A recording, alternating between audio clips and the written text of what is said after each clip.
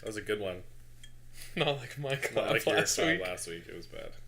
Yeah, the one thing I can do. These hands, these dirty, filthy hands can The clap. one thing. Oh, I was gonna say something else. Welcome back. Welcome to Us. From Geek Software. Garden.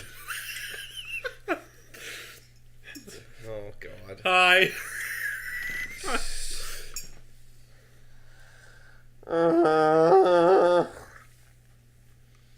Sean lives in an eternal pit of despair. Yep, I pretty much embody it. Yep. So we're gonna jump right into it this week. We are sort of a week late talking about this, but we had to pre-record our podcast last week.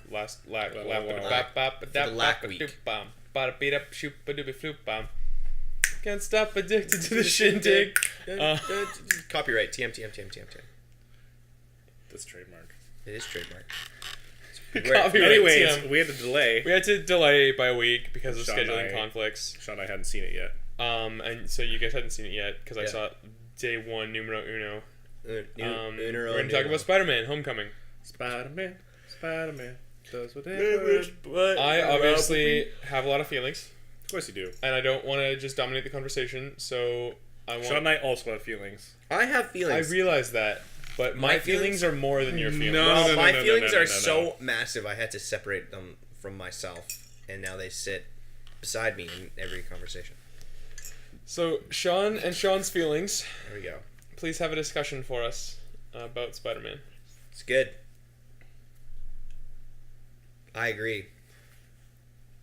Yep. Brandon? It's good. No, it was great. I had a lot of fun. It was good. I I want more. had a Blasto. Yeah. I had a Blastoise. You got a Blastoise? I had a Blastoise You at the know, time. Blastoise time. I was saying to Kelly earlier today that kind of rethinking, kind of just like going through the film again in my mind this morning. It didn't feel like an MCU film, but like a good way. Like it was clearly a very separate thing. I think it had to do more with like not tone. the recurring cast, the tone, the younger cast, the only character from the MCU in it being Tony Stark. Well, I would say that a lot of the MCU We probably say it's films, probably gonna be spoiler. in Full Oh, spoilers, by the way. yeah. all the spoilers, like Every I'm gonna spoiler. tell you exactly who Peter Parker kills. Leave now or hold your peace. And how he dies.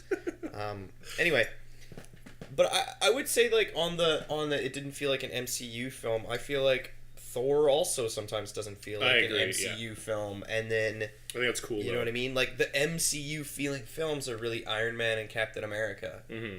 Like the everything Avenger else is films, kind, yeah. and then the Avenger films, and everything else is kind of like, you know, side missions, side stories. But I feel like Ant-Man felt like an MCU film. To me, anyways.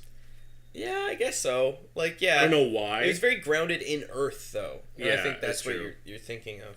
But I'm just saying that, like, I think the change up of the cast as well as the tone of it, this felt like its own thing. But again, in a good way.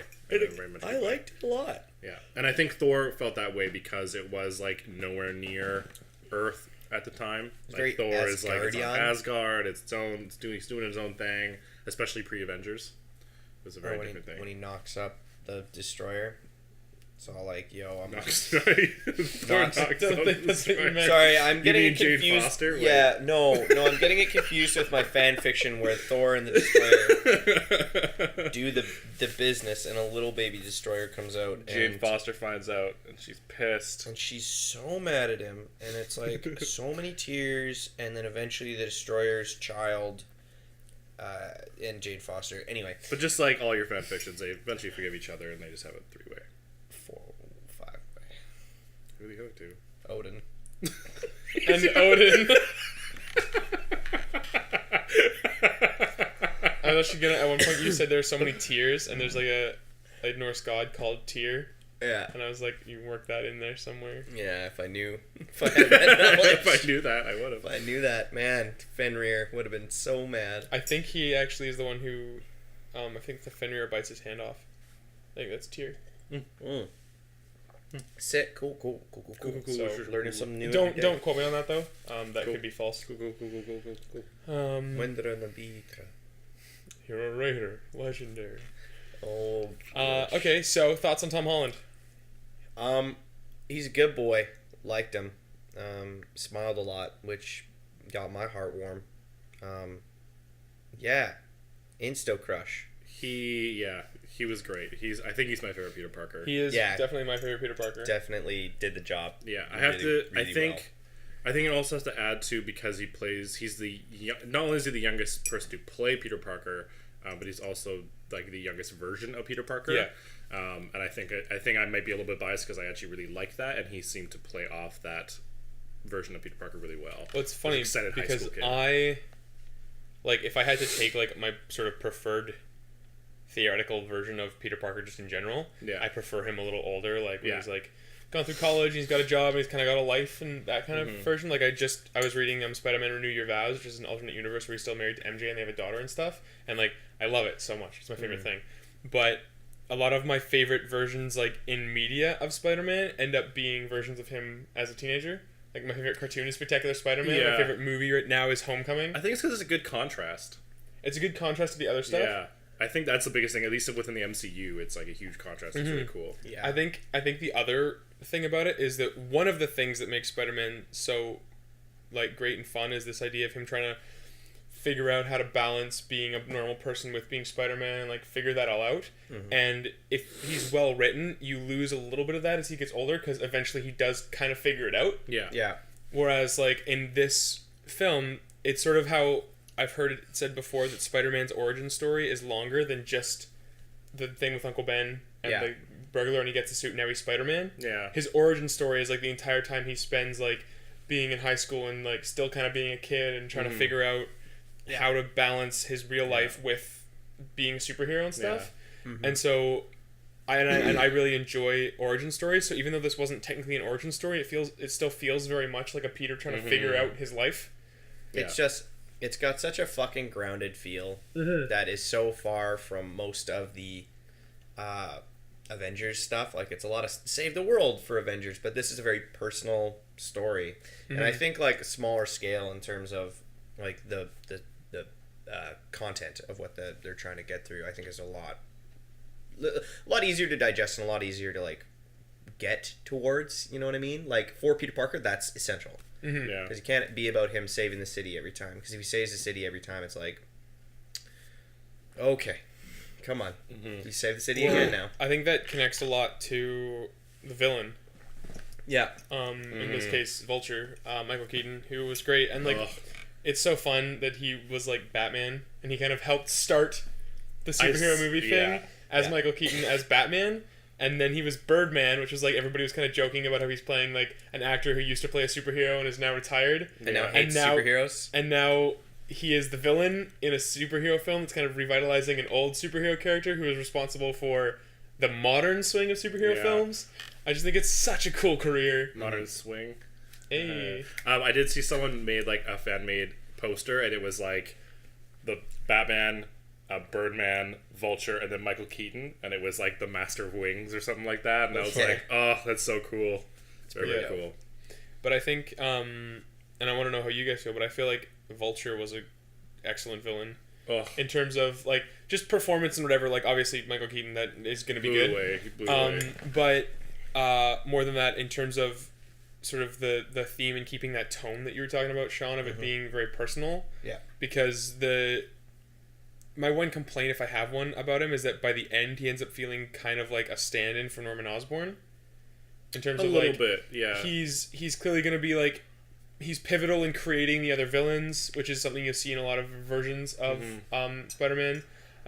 He's got this very personal connection to Peter because he's like the father of somebody who's close to him, like in high school and stuff. Yep. Which is like a very Harry Osborn kind of thing. But I think it's cool that isn't revealed to us till like almost the very end of the film. no, yeah, But so I think that's where it differs from Norman Osborn, is that that was just kind of like a plot twist just for the sake of a cool plot twist. It wasn't. Yeah, that was cool. Yeah, it helps feel like the movie's more centralized, like it's more focused, like, you know what I mean, like in the sense that it's the cliche that like the guy or the girl that Peter likes is the father of the villain. You know what I mean? Like that seems like a superhero cliche at this point. But like I feel like that cliche was done well, and it's good because it keeps your plot centrally focused. It keeps it on point. Yeah. Like you're not introducing some other girl just to then get in danger. You know what I mean? Like it's very funny that the typical superhero story would be that Liz then gets captured because the villain finds out who he is and then uses that to like put a pressure on him. That's exactly what you see in every single Sam Raimi Spider-Man film. Yeah, MJ's always in danger. You guys know I'm not really a fan of, and one of the reasons, like, there's a lot of reasons why I'm not like a big fan of those movies. I grew up with them and I loved them when I was a kid, and like I'm super glad that they happened. Yeah, there's still like a weird nostalgic part of our and like there's still a Spider-Man. part of me where like certain scenes happen in those movies, and I'm like, that's just that's especially just in cool. 1 and 2, Yeah. Great. Well, yeah, we don't talk about 3, but in all of those films, which I mean, even in 3, the end conflict ends up being because the villain finds out who he is and captures Mary Jane. Yeah, Right. And so I never feel like Peter's a hero. Like he always feels like he's doing it for a selfish reason. yeah, In those films, it's always like, well, yeah, the city's in danger, but MJ, right? yeah. Whereas this time, Peter ditches his date to go save the day. Which I think is the Peter Parker thing to do. It's the Peter Parker thing to do, exactly. Great power comes great responsibility. And when it's responsibility means you can't do that thing. you can't. Yeah, it's like he'd love to just have this date with Liz, but he knows what the bad guy's plan is. He knows what's happening, and he can't just let it go down, even when he's been personally threatened. Yeah. Just so great. I think I was going to say earlier to a nod to the whole like doing the younger Peter Parker. There's a lot of cool coming of age topics and themes that come with that younger Peter Parker, so you can have this cool like balancing his like love life and like trying to be a social person and like have fun as a kid while being Spider-Man. And I think a lot of those stories are really fun to do. I think that because it's something that also kind of bugged me in the Sam Raimi films and they did it well here in Homecoming, is he felt kind of like an awkward nerd, but not to the like this point of ridiculousness, right? Like you just mentioned that like in the old films and even some of the cartoon renditions, you're like, he's not a like huge weird nerd. Like he's just like kind of a socially awkward guy who like likes things that other people don't. And, because in like the old films, there's all this like everybody just seems to hate him for no reason. Yeah. Like Flash picks on him, and nobody is like, hey man, maybe that's not cool. And like you read the actual like the old comics, like the original stuff, and somebody would be like, Flash, like stop it, like just leave him alone. Like it's just Parker, like whatever, right? It doesn't matter. Yeah. And so you've got this like new version of Flash, and he's like, which is like weird, but like whatever. But he makes fun of Peter, and like sometimes other people kind of join in, like at the party. Yeah. Where it's like, hey, we're having a party vibe, and like whatever, let's all rip into him because we're dumb and kids and whatever. I say penis, you say Parker, penis, Parker, penis, Parker. And like that's funny. That's so good. But it's also not like he's still got Ned, and he's got Michelle, and he's like even Liz is like nice to him throughout, and it's just kind of like we're just trying to do this, right? Yeah.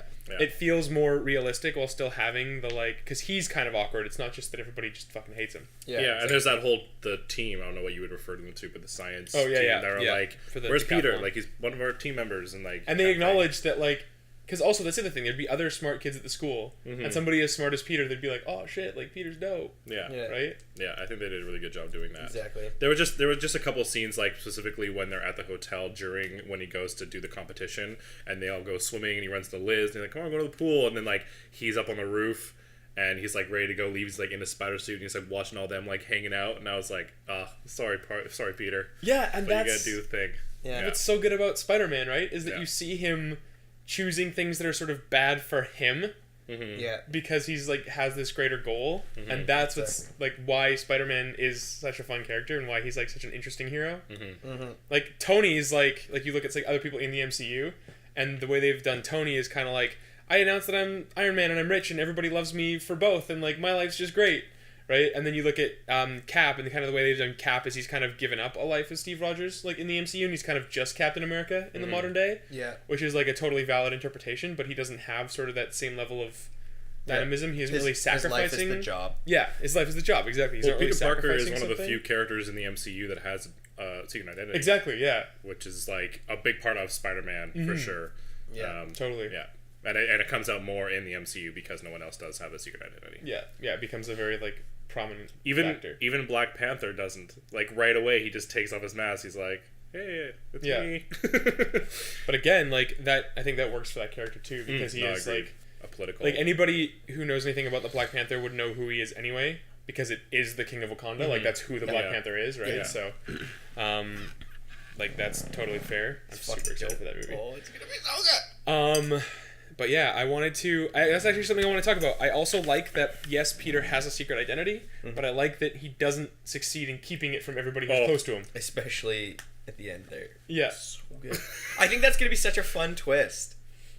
Because generally, like, Aunt May's never in the know about his identity, I feel.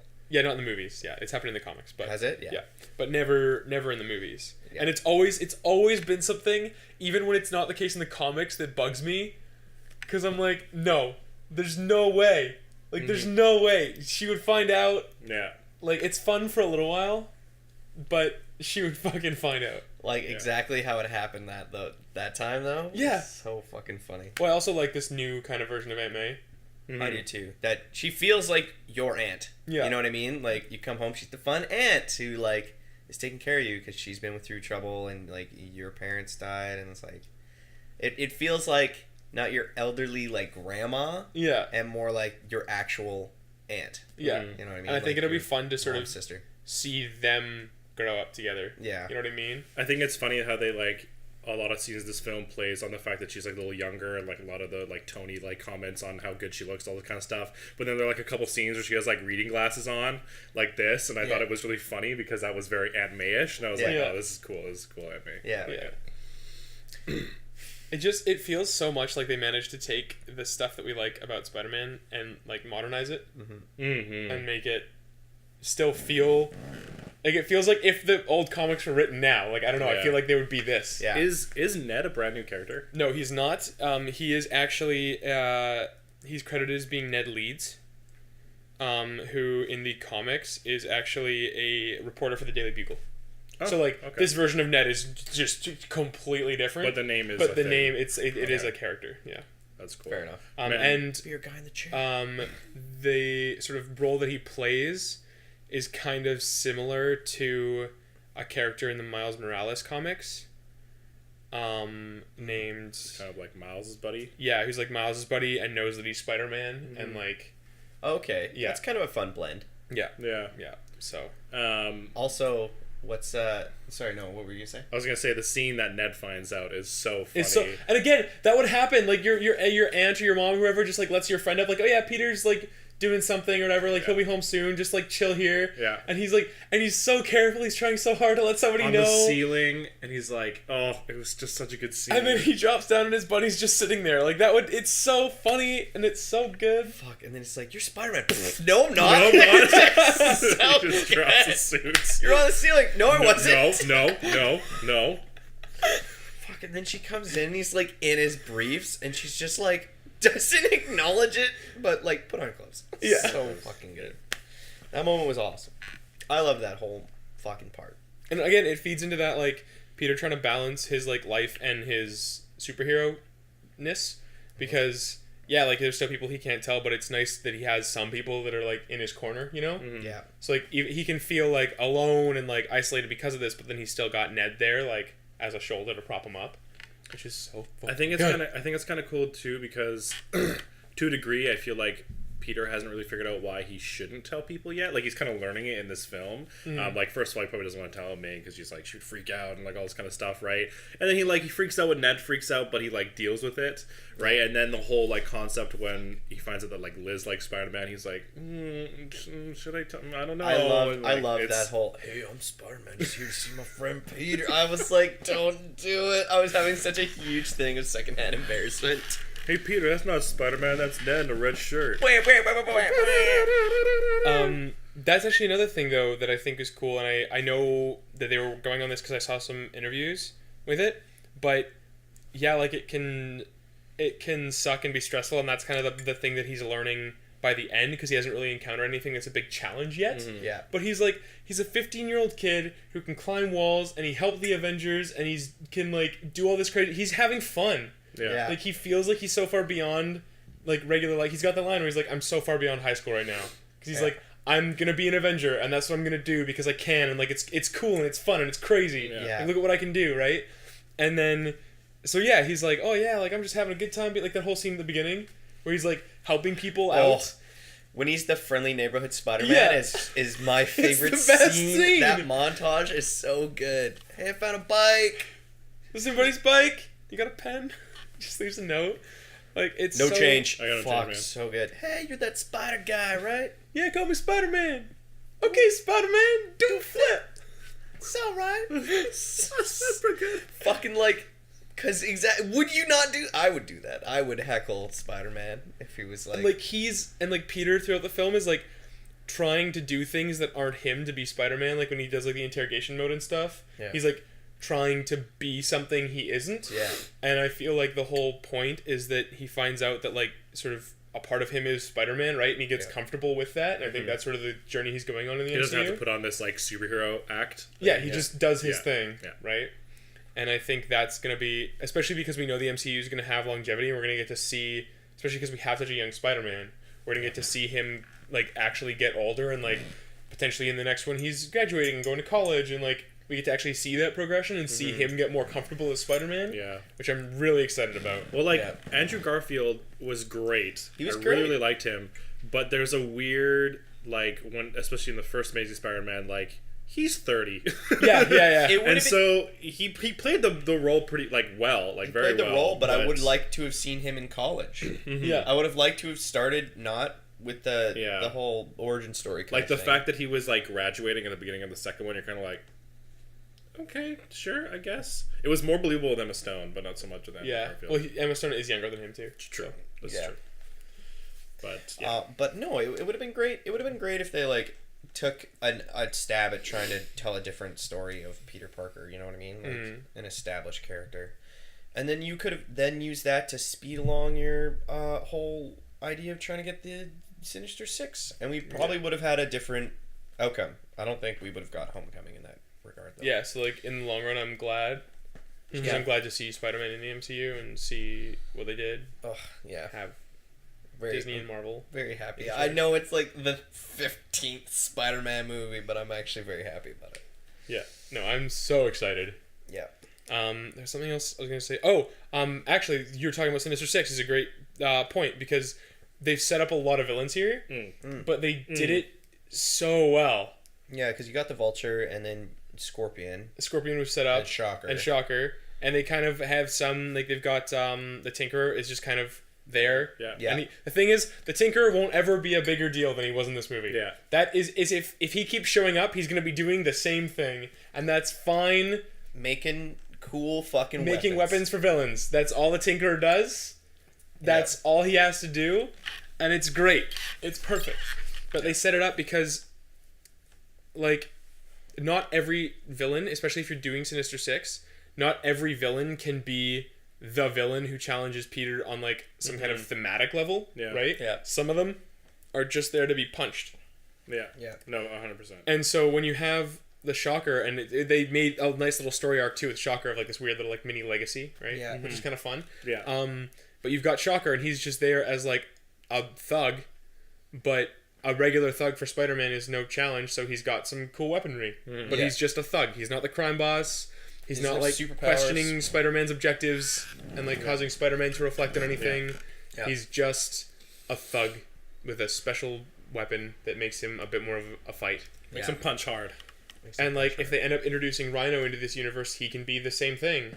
And because of this alien tech, maybe they go the armored mech suit route again. And I would again, love that because that's we fine. didn't get to fucking see that really.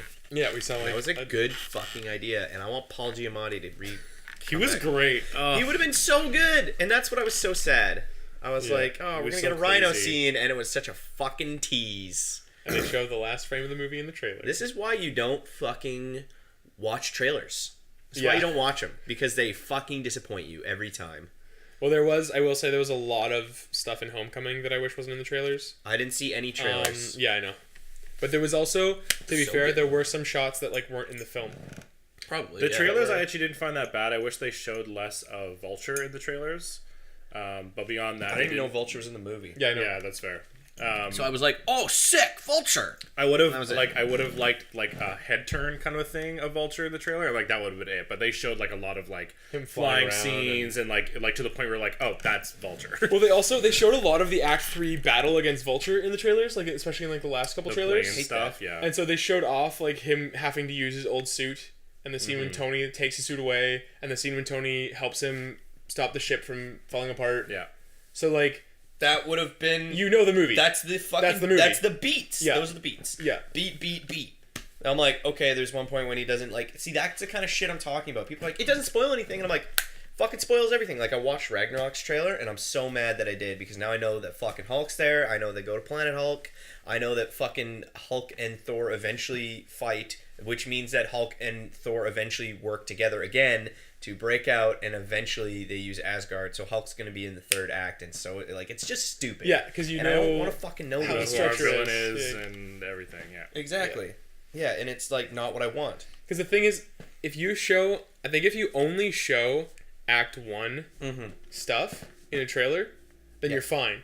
Because without showing some of the Act 2 turns, you can't necessarily figure out where it's going to go in Act 3. Exactly. You can like make some guesses, but like if they just showed some of the stuff of him being like a friendly neighborhood Spider-Man or whatever in the first one, right? And then maybe Ned seeing Spider-Man, like that would have been a good As a fucking funny trailer little tease. yeah. It'd have been like, "You're Spider-Man." No, I'm not. Would have been just enough for me to go, I want to see this movie. But as soon as you show the scene with like him failing to stop the boat and Iron Man showing up and him taking the suit from him, you know that the Act 3 turn is him like learning to be Spider-Man sort of on his own terms. Yeah, exactly. Right? So which is what the movie's about, and I would have been so disappointed. But you didn't watch trailers, so you're fine. I didn't watch trailers, which is why I really enjoyed the movie, and now I'm just like remembering how much I know about Ragnarok, and I'm sad. And I also feel like with a lot of these characters, like I kind of know so much of the source material that I can kind of piece it together pretty well anyway. You're like, this so is how I would write a Spider-Man. Honestly, there was a lot of that in Homecoming where I'm like, I'm so happy. I would have done the same thing. These are the choices I would have made. Yeah. There's only, I think I mentioned to you guys, there's 2 dramatic beats that I would have changed because they just felt not quite appropriate. One of them is when he's under the rubble, because the scene where he's under the rubble is like from a comic, and he kind of has to reevaluate his life choices and remember why he's Spider-Man and the fact that he's trying to help people, and particularly like the people in his life that he saved and whatever. And it felt a little dishonest that the line that he sort of thought of in his head was, "If you're nothing without the suit, then you shouldn't have it," because like the suit in that scenario wouldn't have helped him anyway. Yeah. And like the suit isn't why he's Spider-Man, it's not why he's there. Yeah, he was Spider-Man before the suit. If they were gonna have, I honestly just liked the shot of him seeing his face reflected against the mask, because I thought that was a really cool shot, and he realized that he is Spider-Man. Yeah. Right? Nothing else, like he's Spider-Man, he's gonna do this and he's gonna save people because that's what he's here to do. Yeah. But if anything, I would have liked the Vulture's line of if you interfere with my business, I'm gonna kill everybody you care about. Yeah. And then he thinks about Ned and he thinks about Aunt May, and he's like, I have to get out of here. Yeah. And like if you have Vulture have a line about that before he goes or something, right? You remember that like he has to leave.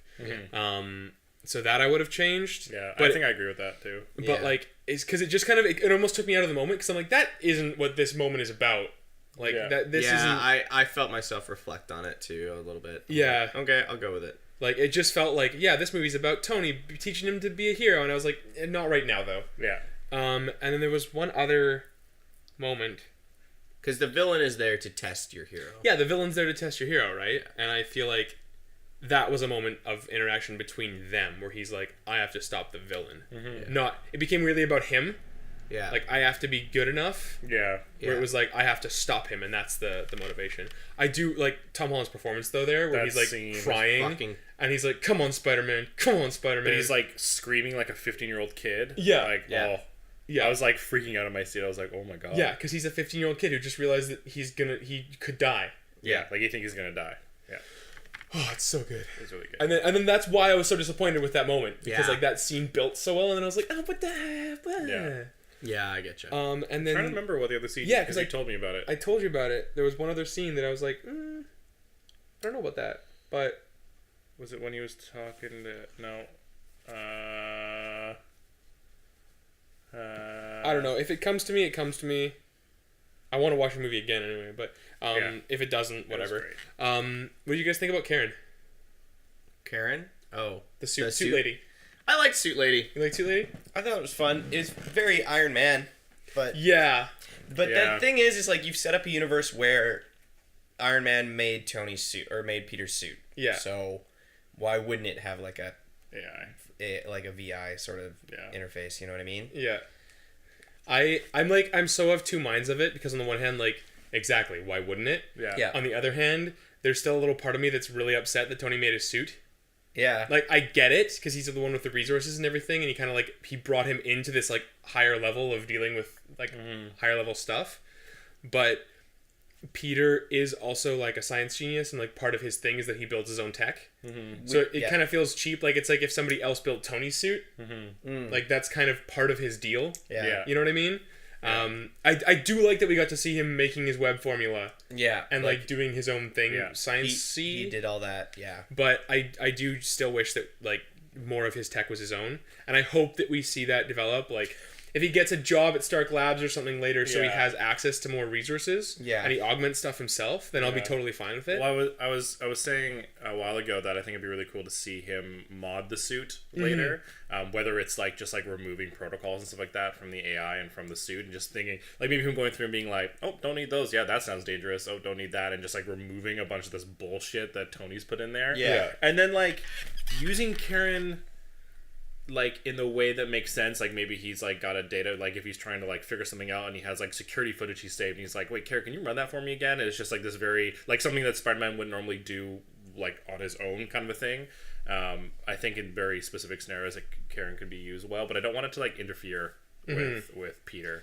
Well, I also like there's some moments where it felt a little too Iron Man light for me, but I was actually watching a video and I hadn't thought of this before, but I thought it was actually a cool take.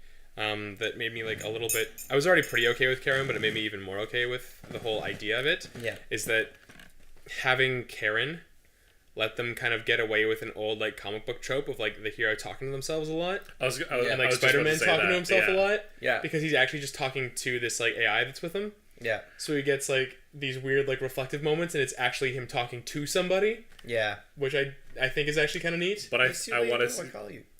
Yeah, I want to see some scenes in whatever film we see him next in with him like talking to Karen, but you only hear him talking, and like someone else is like, Spider-Man, what are you talking? Crazy. Who are you talking to?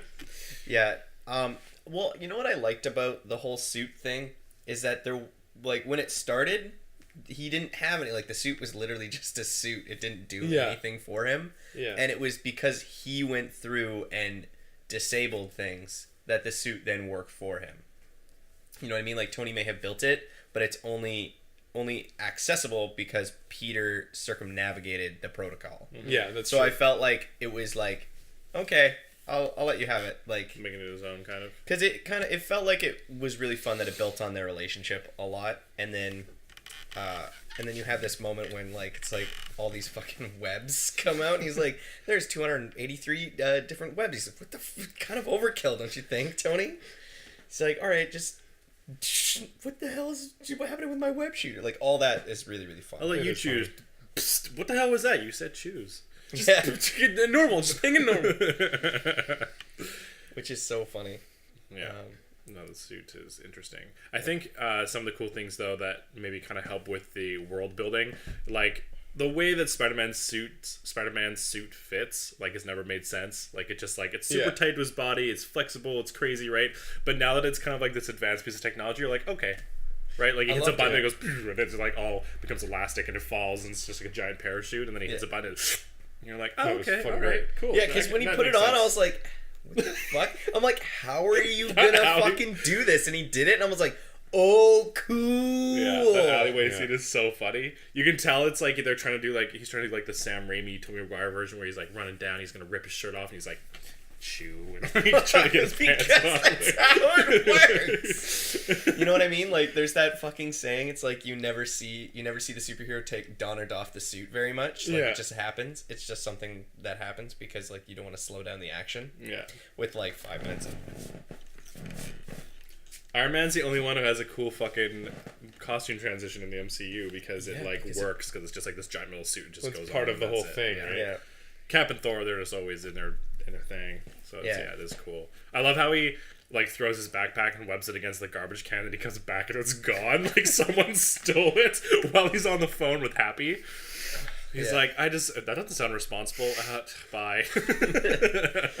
Well, like, that's the stuff I'm talking about. That's so, like, it captures the old Spider-Man feel, because, like, that shit happened to him. Like, when people talk about him being unlucky, I'm like, yes and no. Like, he's Spider-Man, and he's out doing these things, and, like, he gets to hang out with his friends, and, like, he does have a relatively good life. Yeah. But then shit like that happens to him while he's trying to save people. Like, people steal his backpack. Like, that's the stuff that's so good. It's like, why? And it's like, it reminds you of, it's kind of the way that you make Spider-Man the everyman here. Like, I hate that phrase because he's still a super genius. Yeah. And, like, still a superhero. But it's how you make him feel just like a regular person. Because, like, when you leave your wallet on the train, right? Like, it's, like, the same thing. But it's just happens to a superhero. Like, he left his backpack in the wrong place and somebody stole it, because of course they would. Because, why wouldn't you steal the backpack? Yeah, it's funny. Especially if you live in, like, New York. Yeah. And you leave it in an alley with web. Like, someone's going to come That over. dissolves in a couple hours. Yeah, he's just going to cut it. I feel like we might see a stronger version of this web later in the MCU. I found that, like, there were a few scenes where I was like, oh, his web couldn't hold that? Oh, interesting. Okay. Because I feel like there's a lot of other iterations where the web would have had no problem doing that. But, like, someone stole his backpack, but the web was on it, right? Well, it does dissolve, so it's possible that he was out doing stuff for too long in that scenario. There's a lot of scenes where it's, like, holding on to something and the web, like, detaches, and you're like, oh, shit. You deserve that. Yeah, with Donald Glover's character, Aaron Davis.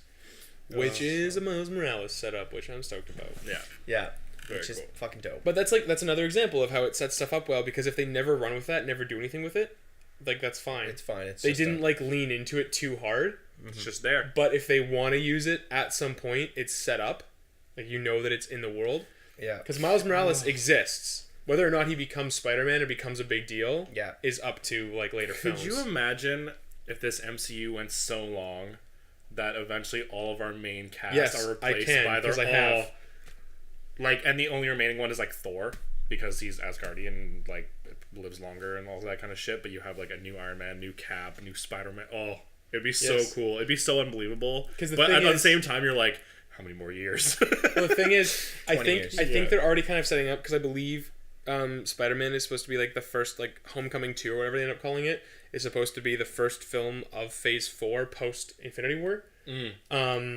So what do you think Captain Marvel? I think Captain Marvel is between Infinity War and Infinity War 2. I think. Oh, yes. Okay. I forgot. Yes. So we have two. That's right. Yeah, but I think, like, Phase 4 begins after Infinity War 2, and I think the first film's supposed to be Spider-Man. Yeah. But the thing that I've sort of thought of before is, like, huge. because Spider-Man is younger, you kind of have, like, Iron Man and, like, the old guard kind of train him, but then some of them die or retire or whatever over the course of Infinity War, and the only one who's kind of left is Peter. Spider-Boy. And so he kind of ends up, as he's gotten a little older because of all that, ends up being kind of like the new old guard, and you get new characters who kind of form around him. Yeah. Yeah. But also maybe not. Like, it'll just be kind of like, it might even just be like an equal playing field kind of thing, because you'll get people like possibly Sam or Bucky who might be a new Cap. Take over the new Cap. And, like, at that point, like, yeah, they're the new Cap, but they've also been around, longer than Peter. Yeah. So they kind of just have, like, instead of it being like Cap and Spidey, it's like Cap and Spidey. Yeah. Yeah. Oh, That'll be good. I'm very excited. All to that see stuff's transition. gonna be it's gonna be interesting over the next couple of years. What the MCU does. It's really fun because, and this is true in any kind of adaptation, with every successive entry into the adaptation, it gets more and more removed from its source material as it chooses to, like, clip things and add things and change things, right? Yeah. And so, like, as we get, like, every time we get, like, a big blockbuster event, it's like a crossover thing. Yeah. It kind of very much makes it more clear what the rules of this universe are. Yeah. And, like, how things are going to be different. And it's, like, the same we talked about with, like, the Arkham games, how, like, Arkham Asylum can really be set in, like, any sort of Batman world. And then Arkham City is a little more its own thing. It's, like, a very specific story. Some villains haven't shown up yet, whatever. Yeah. And then by Arkham Knight, it's, like, this is unrecognizable. Like, this is only in the Arkham universe. Yeah. I feel like the MCU, every movie gets a little bit more in that direction. Yeah. And I feel like post-Infinity War, it's going to be very, very different. Like, Yeah. already having Spider-Man introduced so late already makes it a very different feel, because normally he's one of the first superheroes around. Yeah. And so I think it's going to be really cool to see how they do some legacy heroes and where that ends up going. And it won't be like in the comics where, like, now there's like 2 Captain Americas and 2 Spider-Mans at the same time. Yeah. It'll be, I pass the shield off. Yeah. Because he either dies or retires or whatever. Yeah. I think that the only way to have Cap pass it on is to die, to be honest. I think so too. But because of that thing we're talking about how his life is the job now. Yeah, exactly. Like, I could see... This version of Cap is Cap and Cap only. He Yeah. wouldn't retire. Yeah. I could see Yeah. the Tom Holland Spider-Man retiring, like, in the future, if they introduce Gwen or something and they get married and he's like, I have a kid, I can't be Spider-Man anymore, whatever, right? Spider-Gwen. And then Miles comes in and, like, that happens. I could see that happening, but I can't see Cap retiring. Cap is like the only one I can't see retiring. Yeah. Because Tony kind of he hasn't several times already. Yeah. It's like, come on, fucking make up your mind. Tony's just like the Avenger manager now. Yeah. But then also, like, is there... Yeah. Oh, Yeah. it's gonna be such a big. This is the first like cinematic universe where having a marathon is just starting to get impossible. It's so fucking big. Yeah, how many movies are in it now? Like, almost 14? I don't know. You keep talking, I'm gonna count them all. But Sean, I was wondering what you thought about some of the supporting cast for Homecoming. I love the supporting cast. Everybody in the fucking movie's great. Everyone does their job. Everyone has more than one scene. Everyone is fun. I like them all. Ned's really good. Liz is really good. Fucking Vulture's really good. Fucking Aunt May is good. Tony is pretty great. Oh, Happy yeah, Pete. even has a couple of scenes. Happy's great. There's no one that doesn't have one scene, I don't think. Even the fucking deli guy has 2 scenes. Yep. There's no one that has one scene except for like Pepper has one scene, and it's because she just appears and then disappears. Yeah, and that's kind of, I feel sort of like it's more to be more like a cameo almost. Exactly. She's kind of been absent for a little while, so. But yeah, and that's fine. And it's just like, it's so good. Because I think that Spider-Man, more than a lot of characters, because the emphasis on Peter Parker is so prevalent, Yeah. I think that Spider-Man very much lives or dies in its supporting cast.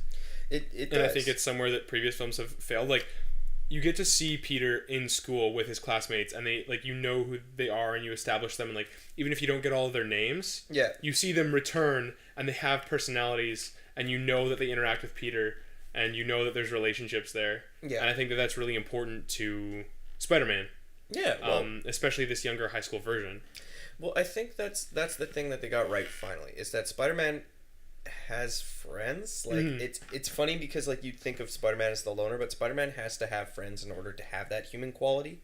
He needs to, like, want to save people, and if nobody likes him, why would this person ever feel obligated to save anyone? And you get the Sam Raimi problem, which is just like, just always about the girl he likes. You know what I mean? Like, everything boils down to Mary Jane, and Mary Jane's only reason to be in the film is because Peter needs someone to save, and it, like, doesn't really work. You know what I mean? That's another thing I really like, is that they've gone away from the sort of both the Raimi and the Mark Webb movies kind of had this, like, he meets one girl in high school, and, like, immediately it's like he's destined to be with her forever. Yeah.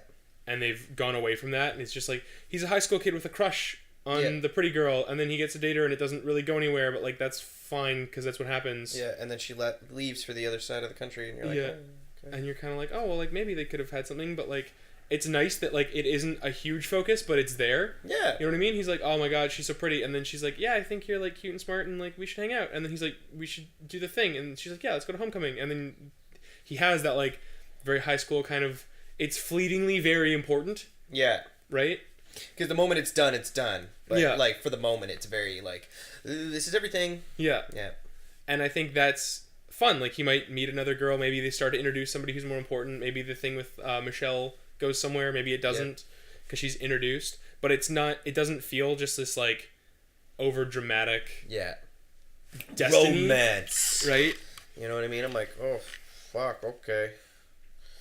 Jeez. Because then if you want to use it, because the problem was, like, in the Raimi films, for example, they use it as this, like, this, like, oh my god, romance thing. He puts Mary Jane on such a fucking pedestal. But throughout that's the the whole problem. movie. She's on a pedestal through all 3 movies, Yeah. but they also try to use it as a source of drama, so they're, like, on again, off again, but also are always going to be on again. Yeah, yeah, it doesn't make any sense. And then, like, he's kind of just, like, if you watch those movies, kind of just a dick to MJ. Yeah. Like, especially in the third one, he's just, like, fucking making out with Gwen, like, for the papers. And, like, I'm like, what? I don't know. It just doesn't make any sense. Yeah. It's like he's so shitty.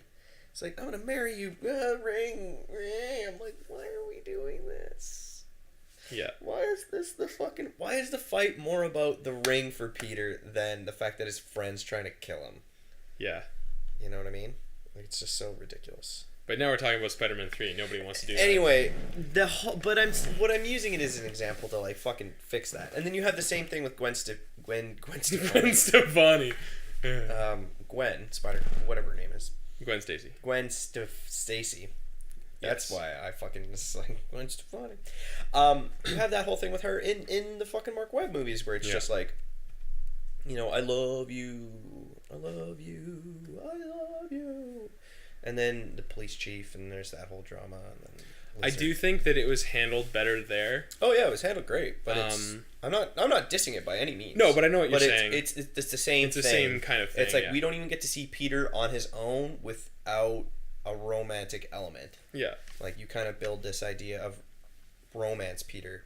And in this movie I think they handled it well because it's like you still get to see that idea of Peter being a romantic, but at the same time he never gets to fulfill it because he's too busy being Spider-Man. Well, I think Peter is very much a romantic, and so I think he's got a bit of a quality where if he has a crush on somebody, he's like, oh, like she's just the best, and like I just love her so much. That's exactly what he says, though. No, exactly. Yeah, right, Karen. to Karen.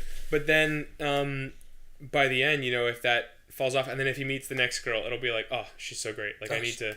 She's the best. She's just the best. And I just love her. You know what I mean? But I think that, I think it speaks to the fact, and I think Peter has been like that. Like, he is very much, like, he wants to settle down and have a family. You know what I mean? Like, that's who Peter Parker is. And I think it's ultimately he had a very like strong family, but yet is an orphan, so missed out on it in a lot of ways. And I think that's something that he as a character is always going to idolize. And I think that's great that they got that right. Mm-hmm. Yeah. You know, even Tom Holland I think plays it right. Like he's a good kid with like a good heart, but also like is 15 and has a crush. Yeah. You know what I mean? But like is still, when you boil it down to, is going to grow up to be a romantic. Yeah. Which I think is kind of cool. Yeah. Or at least maybe I'm conjecturing a lot on Tom Holland's performance, but that's what I got. Yeah, I that's what I got. But again, I think it just speaks to how well Spider-Man and Peter Parker were understood as characters in like the writing of the film too. Yeah. Because he has always been a bit of a like hopeless romantic kind of character. Yeah. And honestly, you know what really helps him, makes him feel younger, is the fact that we have an older hero base to compare him to. Mm-hmm. Like, I know he's supposed to be one of the first heroes to arrive. In this universe he isn't, and that's just and that's what I think is so good about it, because he has the dreams of like, this is what it's like to be a superhero, but then goes around fucking finding people's bikes and riding the subway trains, you know, or the you know what I mean? Yeah, that's a good point, because I hadn't really thought about that, because that's something that like I feel like I've sort of thought about from how much Spider-Man I've sort of ingested over the years, right? Is the sort of less glamorous side of it, I guess. But yeah, in comparison to the rest of the MCU, like you never see Captain America just like giving an old lady directions. No. Or like Iron Man stopping a bike robber, right? No, that's solely a Spider-Man thing. Yeah. Because he's a 15-year-old kid. Like honestly, I've actually had that with image. No resources. Like if you got superpowers today, how would you go about being a vigilante? This is my question to everyone. It's like, I want superpowers. I'm like, and what are you gonna fucking do? Hang around alleys all day waiting for crime? That's literally what you're gonna do. So like, that's what I think is really funny, is they actually show him like, you know, waiting for crime. And that's why you get those people like who, you know, volunteer soup kitchens and they dress up as superheroes, and then that's what they do. Like, no, exactly. You know what I mean? I am really curious to see where it goes, because one thing that I thought that the Mark Webb films did really well, and it's like super specific, one thing I thought they did really well was actually how they handled Flash Thompson. Yeah. He disappears in the second one, which I thought sucked, but in the first one he has like a nice little arc where he's like really shitty to Peter and like whatever, and then the next time you see him, he actually goes to apologize to Peter when he hears that his uncle died.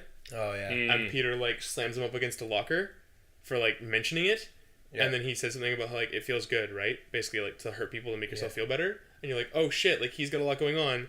And then the next time you see him, he's wearing like a Spider-Man shirt. Yeah. And he's like, yeah man, like the guy's awesome, like I love him, see you around, Parker. And like you realize they've kind of got over their shit a little bit, and he's like not a bad guy. Yeah. But again, and then it feels if you like know college. Flash, yeah, exactly. Well, that's when they become friends in the comics, is in college. Yeah. But if you know Flash, like you know that happens, like in the comics. Yeah. He starts off as the bully, but it's because he's insecure and he's got a shitty home life, and he's a huge Spider-Man fan, and he idolizes him while he hates Peter, and that was always a dramatic device to like highlight the differences in his life as Peter and Spider-Man, right? Yeah. How Spider-Man lets him live out these fantasies where like everything's great and I'm Spider-Man and it's cool. Yeah. And then they become friends, and then Flash joins the army and loses legs and becomes Agent Venom like way years later and gets to be a superhero as well with Spider-Man's kind of power set. Yeah.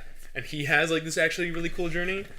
I don't know based on like how they showed Flash. And again, it's super like nitpicky and it's like I'm not like super criticizing it about it. Yeah. But I would have loved if I felt like Flash was going to go somewhere. He and might. I don't know if he will, just like based on how they set him Yeah. up. He's just like school class clown. Yeah. You know what it? Yeah. Yeah. Like he's more like to become a reporter, Eddie Brock, who hates Peter for those reasons. Yeah. You know what I mean? And I just like there's so much Spider-Man and so many like options that they can't do everything. Yeah. But it was just something that I was actually kind of excited about in the web films that I'm just sad that we might be missing out on based on how they set them up. Yeah. Because I really liked the sort of direction they were taking. But again, even in the second web film, they dropped it anyway. Yeah, So like they'd kind of given up on it. They're like, we don't have time. Well, the second web film is like a fucking mess. There's so many plot things. Well, part of that is they tried to make both Electro and Goblin like the main villain. Yeah. And they didn't do what Homecoming did, where they're just like one of the villains is just a thug. You know what I mean? Yeah. Like he's just there to be super muscle. Yeah, they did one of those too with Rhino. And they're like, oh, Yeah. okay. And then there's Rhino at the end, just like, hey, we got another villain. Yay! Spider-Man's back. Just kidding. It's the last movie of the series. Yeah, because Spider-Man leaves for 8 months, and then comes back. Yeah, and I think that I have a feeling that isn't an arc we're gonna get see play out in the MCU. I feel like it's because it was already just done, right? Like they're not gonna. Well, apparently, like the writers for this movie, they sat down and like made a list of things that we've seen before, and we're like, we're not doing that. Yeah. This is why part of why this feels so fresh. That's smart. And it was apparently super simple stuff. Like there aren't any just like panning shots of him just like swinging around New York skyscrapers. Yeah. Oh, wow.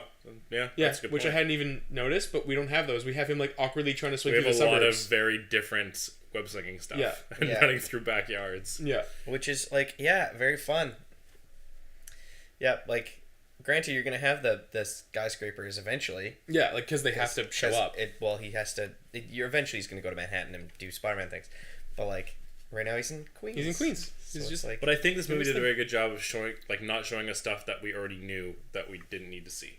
Yeah. Right? So, like, again, like, we didn't need to see him swinging around because we're like, it's Spider-Man. Of course he does that. Like, we just get to see the parts that are interesting, like Yeah. fucking being a clumsy person through the backyards.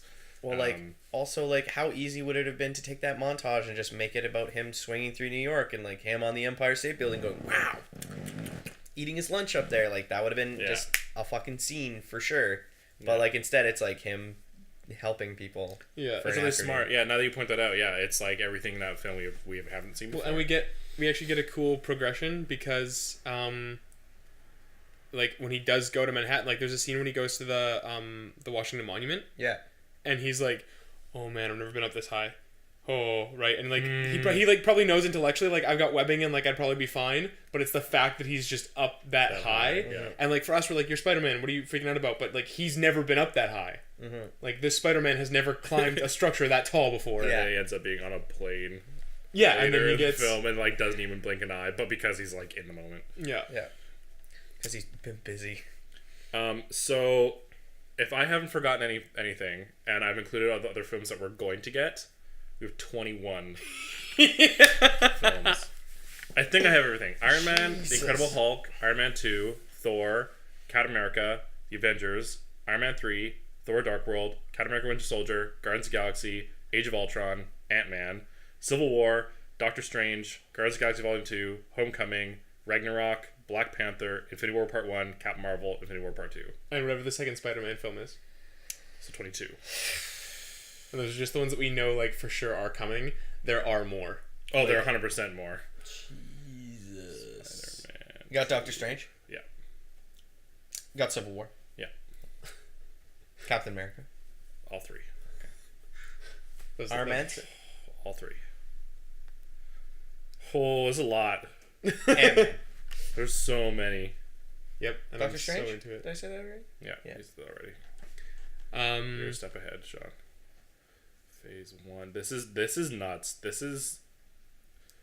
Why? Yep. Remember when these movies started yeah, with Iron Man. with Iron Man? And I was like, yeah, and I saw the movie 3 times. I remember it was funny because I remember when it came out, I was like, cool, they're doing like an Iron Man movie. Like, nerds know who Iron Man is, but like nobody knows Iron Man. I can't believe they're making an Iron Man movie. Love Iron Man. And now he's fucking. Now he's The fact that there was a time when like nobody knew who Iron Man was. Or people thought Captain America was just like lame because he was just called Captain America. Yeah, they didn't know anything about him. Yeah. Captain America. Phase 3 is huge. Yeah. Phase 3 starts with Ant-Man, doesn't it? No, it starts with Civil War. Oh, yo, Ant-Man's out of Phase 2. Cheeber. Civil War, Doctor Strange, Volume, Guardians of the Galaxy Volume 2, Homecoming, Ragnarok, Black Panther, both Infinity Wars, and Captain Marvel. Both Infinity Wars in Phase 3? I think so. I think so. Okay. Yeah. Dango. Okay, well. So... Yeah. Yeah. I'm like, I'm sure there's more I want to say about this movie, But it was good. but I don't know what I've already said on the podcast and what I've just said talking to you guys. Yeah. And like, there's so much to talk about. I don't know.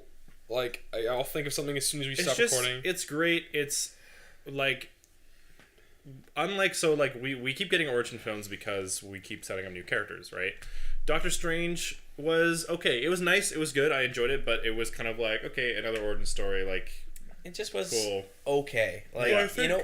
I think like- the thing with Doctor Strange too is that they had to set up the magic stuff. Yeah. Like, that needed to be an origin story because they Yeah. needed like to use Doctor Strange as a surrogate for the audience to introduce magic into the MCU Yeah. so he can ask the questions, right? I found Doctor Strange a very weird film too because like the scale, like because they have to explain all the magic thing, the scale of it got quite big, quite quick, and you're like, oh, Yeah, what he the hell? saves Like, reality Yeah, from Dormammu. and uses time. Yeah, but then with Spider-Man, like it's so refreshing, and like I said, because of like all the changes when it comes to like the age of the cast and the type of characters and everything, it was so nice to go from this huge scale Avenger films and Doctor Strange even, and then come down to this Spider-Man 15-year-old kid. I think is so cool. And I think that's one of the greatest things about the MCU as just like a marketing tactic. It's just you can take these characters and you can have such a huge contrast because you get to build up this one character and go, all right, let's put Spider-Man, little Spider-Man over here, and get to do him. It's very cool. Yeah, and you can space out your origin films. Yeah. Sometimes they still get a little old, like Doctor Strange, but Yeah, I don't even say Doctor Strange got old. It's just I didn't I love. felt the same about Ant-Man too. I didn't though. love Doctor Strange. That's the only thing. I liked Ant-Man a lot more. I just get like I'm so torn because like I love origin stories. Like, I I like them really, too. really do. I like them a lot, and because we're gonna be with this Spider-Man for a long time, I wish that events had shaken out such that we got to see his origin. Mm-hmm. Just because like I'd like to see his precise beginnings because we're gonna get to see him go places. Yeah. And like, yeah, the basic beats are the same, but every version of Spider-Man becomes Spider-Man slightly differently. Yeah. And there's dramatic reasons for why he becomes Spider-Man that have to do with his choices that he makes. Yeah. And it just would have been cool to have gotten to see them. I understand why we didn't, and Yeah. I understand that like from a market standpoint they want to just get things moving. Yeah. And I understand that there's like the saturation for people who aren't crazy like me. And I understand that they already introduced him, so going back and doing an origin would be weird. Yeah. Yeah. I get all the reasons and I'm not really complaining. I'm just like kind of sad that we didn't get one. Just because I love them and I think that they do add a lot.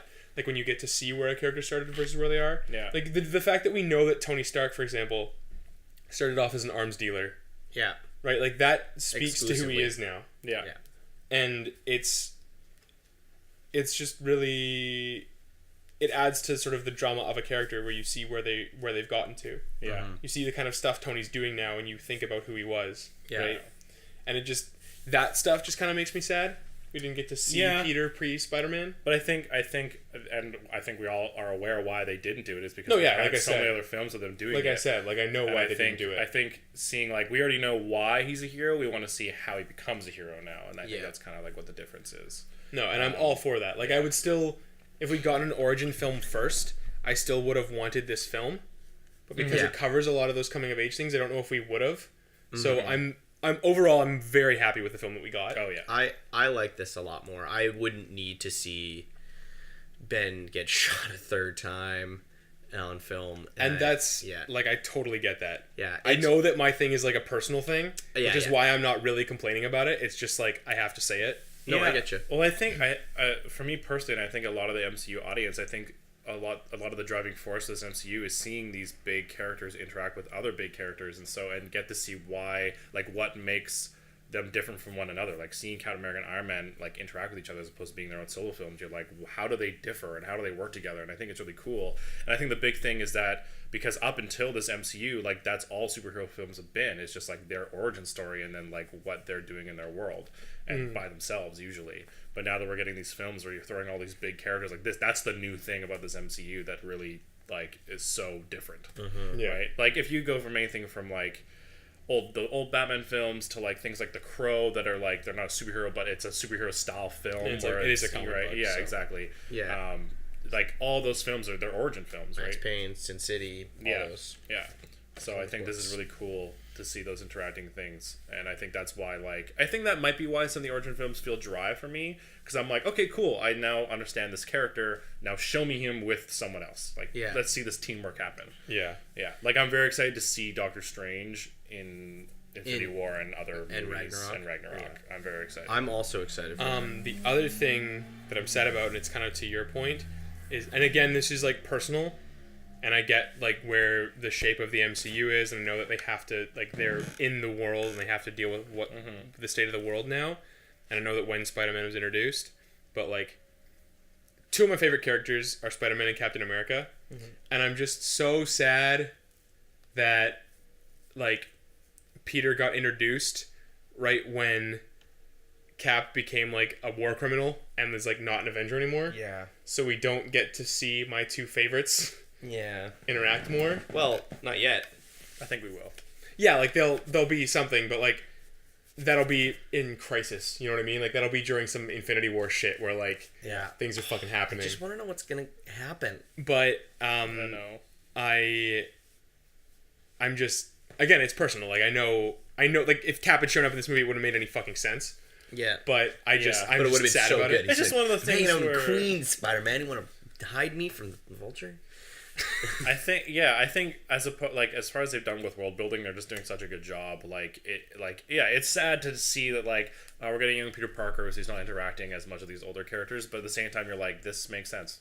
No, exactly. Like Yeah, it's right? great. They're building they're doing such a good job making this long, linear, streamlined world that's gonna last a fucking long time. Well, that's why it's like it's personal stuff. You know what I mean? Like I'm not. Yeah. It's not a legitimate complaint. Yeah. It's just like a personal like, oh man, that would have been so cool. But like, I'm like, I wonder what it's like to be someone who is totally unaware of these characters and watching this MCU fold out Yeah. and hopefully being just as invested and interested in them, but knowing nothing about the characters. I wonder, I want to know what that feels like. I have no idea. Yeah. Leave your comments below. If you Tell were us. into comics and stuff before the MCU and you didn't know about Marvel characters, other than maybe Spider-Man a little bit, fucking leave a comment about how seeing all this folds out. Yeah. 'Cause it's very, Yeah, because it's a whole fucking. it's a thing. very weird, surreal thing for us, but at the same time, it's kind of I don't know, it's weird. I know these characters, so it's yeah, of course they're gonna do this movie, Yeah. that movie or whatever. Exactly. Oh, I'm excited for Ragnarok. But When does it's it come out? totally just fucking whatever. November or something. Not soon enough. When does Black Panther come out? Next year. Later than that. Oh well, he's just suck a dick, Marvel. We got Ragnarok, and then we got We got some Star Wars. I don't want to spend too much time being negative about it, but No. What? Tony Stark is dumb. You liked it. I know. I hate him. I loved it. So They did as well as they could have, but I'm sick of his dumb face. That's it. I don't feel that way. I disagree. I disagree. I loved it. I don't agree with you at all. I think again, for the world building thing, it just kind of that was the one thing that really attached this film to the rest of the MCU. No, again, was I Tony in know, there. I get it. Also, we had Captain America. I did like his little references, and Yeah. the fucking scene at the end of the credits was Yeah. perfect. That actually, maybe even more so than Tony Stark showing up in the film. That almost made it more of a world, the Captain Yeah. America Yeah. cameos. Yeah. Being pretty sure he's a war criminal now, but the state law makes me show you these films. Also, the fucking guys like robbing the bank with the Avengers masks, loved it. Yeah. Hey, Iron Man, I didn't know that was you. It was like, oh, that was so good. Hulk Thor, gives it away. Hulk, nice to finally meet you guys. Yeah. Oh, That was, again, the line's actually different in the trailer. The trailer is like hey, you guys aren't the real Avengers. Hulk Yeah. gives it away. And then in the film, the only line in reference to that is like, I'm starting to think maybe you guys aren't the real Avengers. yeah. So it's a slightly different line, but Still same good. scene. It's still good. It's still good. And again, him posturing and like, I gotta make the perfect superhero entrance. Like, how do I do this? Yeah. Like, getting myself ready. Yeah. But I think it's very interesting. Like, I don't know. I really like Tony Stark in this, and I think the idea that he's kind of the leader of this current like public team of superheroes and kind of trying to forge it all together, but you got to see like how Tony's handling it at the same time. They did a really good job of showing like Tony's approach to everything, even though he was not like a main character in this movie whatsoever. I should make it clear that my feelings about Tony Stark are entirely because I'm carrying over baggage from the comics. We're aware. We're aware. Now you're aware. Now you're aware. You don't like that Tony's his surrogate father in the comics. Go read Civil War. You'll understand. Because in the comics, he's a grown-ass man with a wife, and the fact that he's making Tony so important is fucking stupid. In the movie, it makes sense, and I get that. It's just... But I mean, like, I know that one of your gripes is that especially in Civil War, like, it's very, I'm pretty sure even, I remember if Peter actually says it or not, but it's very aware that it's becoming like a fatherly figure style thing, and you're like, this is dumb. No, what was Uncle Ben? Uncle Ben was your father figure, and he's dead. So what's going on? And you're a grown-ass man with a wife. But in this, they did a very good job of being him more like the superhero icon. Like, it's like, because the plot of this movie was like Peter wanting to be a superhero and trying to figure out how to be one, I thought it was a very appropriate mentor, especially since Captain America is a criminal and he couldn't do it, so Iron Man's doing it. Yep. Yeah, and I think it just made sense. No, it makes sense. Yeah, it makes absolute sense for the world, and it made for a great film. I just have issues. You're just a little bitter. You're a little bitter. Little You're a bitter bitter boy. old comic boy. Yeah, Oh, bitter comic boy.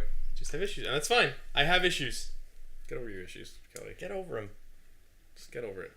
Get over. It's one comic, okay? One It day. was one giant series. It was like a 12-issue series that It's had like like tie-ins on one panel. every. that's super popular, very well known. That they made a movie about it called Captain America: Civil War. Yeah, Get but over Which movie it had was so much nothing to better. do with the comic. with the comic Civil War. It like loosely did, but it was just so much better than the movie. It was Civil War. Yeah, That's Civil all. War. Yeah, Civil War. Get over Civil it. War. Get over it. I also like. That's good. Yeah, it's fun. I just Get hate over that- it. He's like the egotistical douchebag, and he's the one who leads the Avengers now, and I just have so many feelings. Actually, we won't go too far into this because we've been talking for a while, and this is getting off topic of Spider-Man specifically. But I was actually rewatching Civil War the other night, and I was like, Tony, you're making a lot of sense.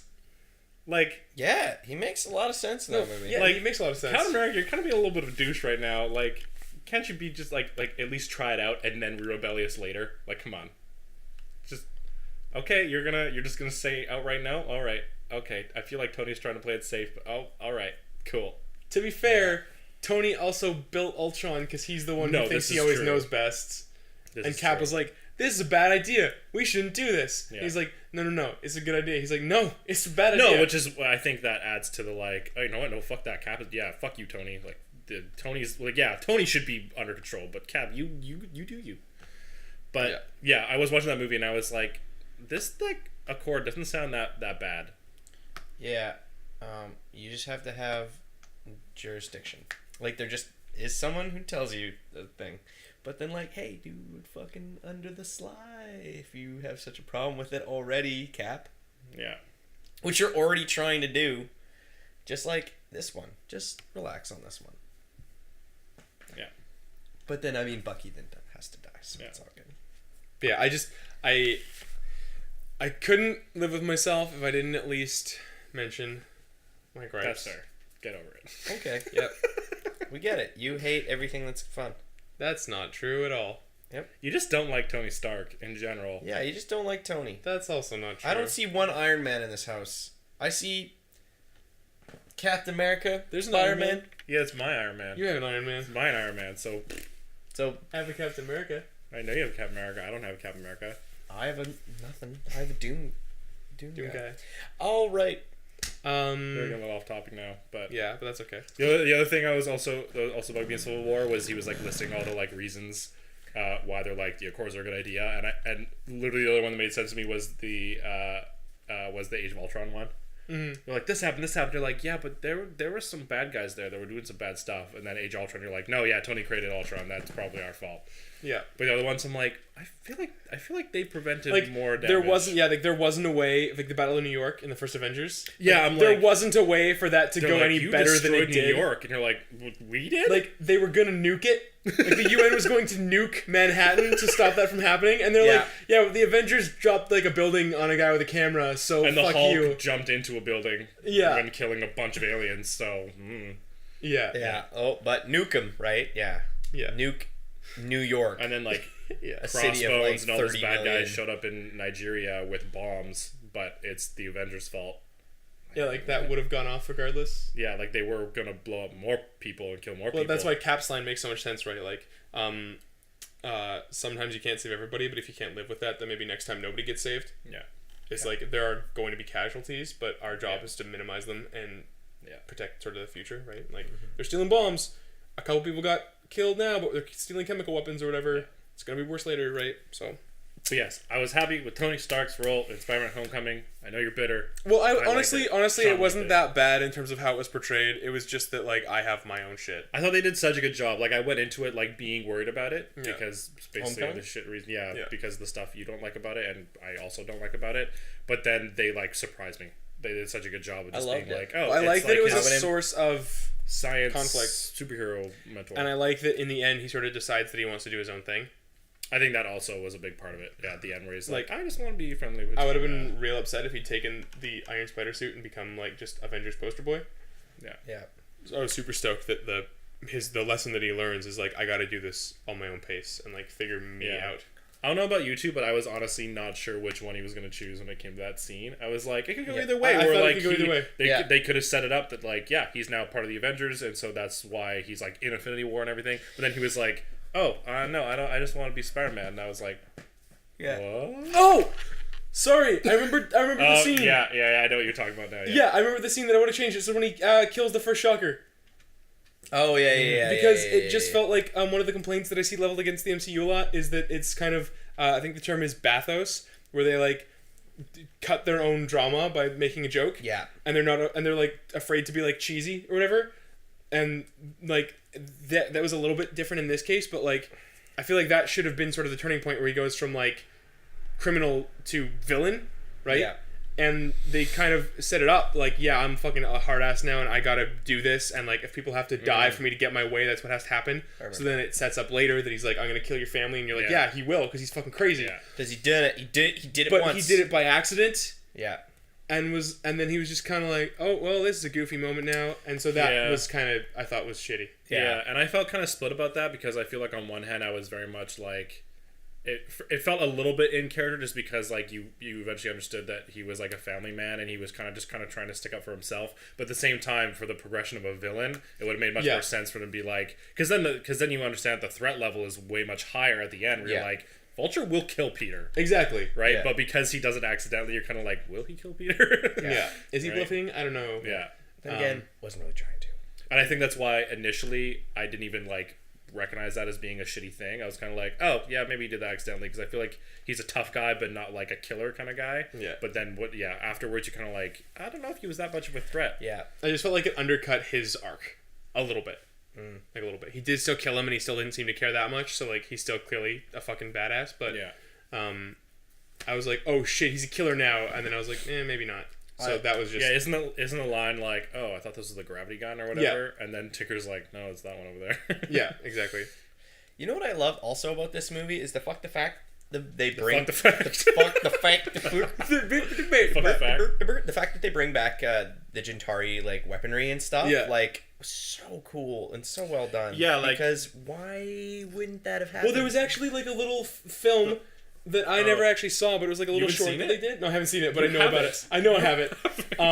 But it's like a little short that they did about like some criminals who get their hands on Chitauri weapons after the first Avengers. Yeah. It came with the Avengers Blu-ray. Yeah, and I just think that like that idea has been set up since the Avengers. Mm-hmm. And now we got to see a film that like dealt with it, and I was like, "That's fuck." I love how the opening scene to Homecoming is the Chitauri whale thing in Times Square, in Grand Central Station, like the one that Hulk and Thor took out. Yeah. I as soon as that shot panned in, I was like, I know where that is. That happened in another film. That's the thing. And Yeah, then that's they so just cool. set up them trying to like figure out how the tech works. And I love it when like Toombs walks by and he's like, no, you got to use their own metal to get this shit out because this is like some weird metal we don't have. Like we don't have anything stronger. Yeah. And I'm like, You're just gonna break the blade like here. yeah. Also, that is a thing that I want to talk about really briefly. Everything is set up and paid off really, really well in this film. Yeah. And that initial scene tells you everything you need to know about Toombs and his crew. Yeah. Yeah. Because Tinker is his like slightly weird guy who clearly just has his back and is gonna be his like right hand man. Yeah. The first Shocker is shitty and doesn't listen to him. And then the second Shocker is like the new guy, but is clearly willing to like learn from him and be sort of like the new protege. Yeah. And that all gets paid off. And then he as you just watch has the like film. this giant crew who clearly look at him as a leader. Yeah. Because like when that other team walks in trying to kick him out, he kind of comes up and confronts them, and the rest of the team's kind of like, "Yo, what the fuck's going on?" And like kind of gets behind Toombs, and Yeah. Yeah. Yep. it's a really good villain setup. Yep. It's an amazing villain setup. It's great. It's really good. And then everything, like you see him reach under the locker to grab his web fluid, and you see that his old suit, like that he just stores it there. So then later when he runs by and he like reaches under and grabs it, you're like, oh yeah, he's gotta get his old suit. And I know that he keeps it there because I saw it before and it doesn't come out of nowhere. Yeah, like we knew that's what he was gonna do before he went there, but like, but in a good way, right? You're Felt like there was oh, a- he's gonna get his old suit. This script was really well planned out. Yeah. Like every beat is done well. I think. Yep. Yep. And it doesn't feel like it goes out of its way to set up anything at all. No, it's just Very this stuff smooth, happens, super, and then super later smooth. you see it again. And you're like, of course, that's great. Yeah, everything's shot really well, too. Like that's a good note for the cinematography, good note for the writing, good note for the acting. Like everything is just like, oh, that's there, that's there. They did a good job. They did a great job. Be your guy in the chair. You got a chair. You got a chair. Even like small stuff. Where he's like talking about the Lego thing. It's like, yo, and he's got the Lego guy, and he's like, I've got the 1,000-piece Death Star, and they're like, oh, sweet, like, yeah, we'll build it sometime. And he goes, yeah, can I come over? He's like, oh no, I got the internship. He's Yeah, like, and he "Okay." kind of zones out because he's watching Liz or something, like watching Yeah. something else. But you hear that setup being played out in the background. Yeah, And Peter's not listening. So then later, when Ned's in his room, you're like, "Yep, nope, you weren't paying attention, and he was gonna be there." yeah. He said he was gonna be over in your. And then, as the third part of that payoff, it's you've got like the setup, the reminder, and then the payoff is when they're building it together after he's been like yeah, had the suit taken from him and he's just being Peter. yeah, And he finally builds the thing, but he's like unsatisfied about it because he wants to be being Spider-Man. yeah. So good. I just love that, like, that just, like, he, like, almost completes it, and he drops the Death Star, and just shatters into pieces, and then you see them build it up again. Oh, Yeah. It's so funny. It's fucking good. Im- Spit venom. yeah. Can you summon an army of spiders? Do you like eggs? What? Have you met him? Yeah, I stole his shield. So good. Yeah. It makes me sad that, like, because Michael Keaton is so good, and it makes me sad that, like, Vulture is a smaller scale villain. But it's so appropriate, like, it's he's so great. not now. Like, he's clearly gonna be important. Like, they set him up in prison. As, Especially, like, at least setting up the Spider-Man universe. yeah, and I think they're gonna do. I feel like they're now gonna make good on that promise of the Sinister Six, Yeah. and I feel like Vulture's gonna be in there. They're gonna do some kind of villain tune-up, but it's Yeah. not. They're gonna be as accurate as Yo. 6 and being Sinister And will we Six. eventually get our TV movie crossover? Kingpin's gonna be in there too. Could you imagine if, like, we get a Daredevil Spider-Man thing going on? Yes, I Like, can, and I would love it. Okay, can you actually? I don't think I actually know who are all the members of Sinister Six. Okay, well, the original Sinister Six. The Sinister Six is one of those things that's kind of like changed over time changed, because yeah. it's like a name of 6 Spider-Man villains. It's like the Fantastic Four. Yeah, so like, but the original Sinister Six were Doctor Octopus, Kraven, Vulture, Sandman, Mysterio, and no, maybe Scorpion. I think Scorpion. I didn't realize Kraven was in there. Yeah. Green Goblin, right? And Mysterio. Who's Craven? Kraven the Hunter. Kraven the Hunter. He's a figure Got a figure of him. He's got Oh, the yeah, The yeah, spear yeah, and the yeah. leather or the lion chest vest thing. Yeah. Yeah, Kraven the Hunter. He's dope. I just bought Kraven's Last Hunt, actually. I'm so excited to finally read it. I already know, like, what happens in it, but I'm excited to read it. I bought Goblin's Last Stand, too. A lot of last things for villains. But that's something that's cool, is that, like, Spider-Man villains come back, and they're, like, a part of his life, and he has, like, a rogues gallery, and the fucking other films all just keep killing him off. Yeah. And we don't do that now, and I'm excited about it. Yep. Because Green Goblin died, and then dead. And Like, then new Green Goblin. even if, like, we don't see Spider-Man interact with Tooms again, like, we get to see the snowball effect of, like, because he's still alive, he, like, creates other villains, and then, like, maybe someone else actually kills him off, or maybe we just don't see him again, he just lives the rest of his life in prison, but you get to see, like, the after effect of, like, him being alive and creating this world and everything. This is just, like, a couple general Spider-Man notes that I think are dope, because they're, like, things that... We should really wrap this I up. know, but they're things that, like, could be handled poorly, but they're handled really well. One of them, the reason for him keeping a secret identity isn't because, like, some dumb thing, like, I'm trying to protect them. No, if they know, they're safer, because then they know that if a villain attacks them, they know fucking why. So his reason is, like, if I tell Aunt May, she'll fucking, like, freak out and try to get me to stop, which I thought as a 15-year-old kid is fucking makes so much sense. It's great. Yeah. Not telling other people, because then, like, I'm in danger because they might let people know and then my secret's out. Yeah. Fucking so much better. Makes the old reason made no sense. The other one that's cool is the villain when Tooms is like, if I knew who he was, he'd already be dead, because, like, he knows that Liz cares about Peter, and it's like that family man kind of thing. Like, then it comes down on his family and makes their makes Liz's life worse if he's making life harder for Peter. Yeah. From telling other villains. Yeah. And, like, and also maybe it's that vendetta thing. and also possibly the vendetta thing of, like, if anybody is gonna take him down, it's gonna fucking be me. Yeah. And, like, it's so good. Okay, that was me. I'm done. I'm not done, but I'm done. We like Spider-Man. I Give me more Spider-Man. like Spider-Man a lot. If you haven't seen it, go watch it, but you probably know everything already because you watched this video. Yeah, but, like, still watch it. I'm gonna watch it again. I've seen it twice. I don't give a shit. I've seen it twice, and I'll probably watch it once. I mean, You've seen it twice, once. you've seen it once. I've seen it once. I've seen it once, but I feel like I've seen Get it twice over it. now. Get over it. I will never get over it. Get into it. Get into it. That I can do. Okay. Get 'em, Sean. Thank you. Let us know how you guys felt about Homecoming. Please tell us. Probably We didn't wanna know. like it as much as me, but you might have, which is great. I just am stupid. I feel like Sean and I liked it more than you. I feel like I liked it a little bit more Because than you were a little angry about some things in that film. Yeah, and I feel Yeah, like because I I'm liked more- every part of it. because a I'm little more passionate critical. and I care. You're a little more. Oh, why? Whoa. Wow. Brandon. Wow. Wow. Wow. Whoa. Hey. Okay. Hey. You can be All critical. This is it's a because you love non-aggressive- something. Yeah. Mm-hmm. Okay. Zone. This is here. a friendship. We're a community. We're a garden. We're I'm a good being boy. friendly. I'm good. pulling some weeds right now. Sometimes you get tough love. Tough love. You got to Get do over it, Kelly. No. I don't even wanna.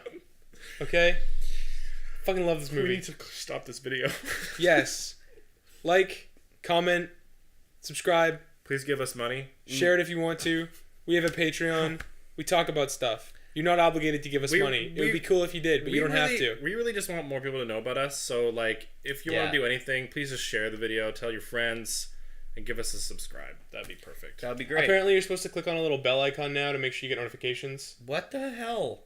Oh, on YouTube? Yeah, Okay, That doesn't well, surprise me. But still do hit the that. subscribe, and then if you want, at the very hit least. the bell. Yeah, hit the bell. because making those numbers go up is good. We should Ring. get a bell. Bing, bing, bing. No, Yeah, Brandon, every time yeah, someone that's- likes our page, bing, bing, bing, bing, bing. And No, yeah. this isn't Twitch, guys.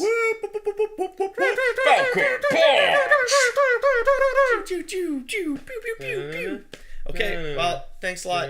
See you later, Green Thumbs. Bye. Robbleby, Robbleby, Robbleby. Here comes a Robbleby. Here comes a Robbleby.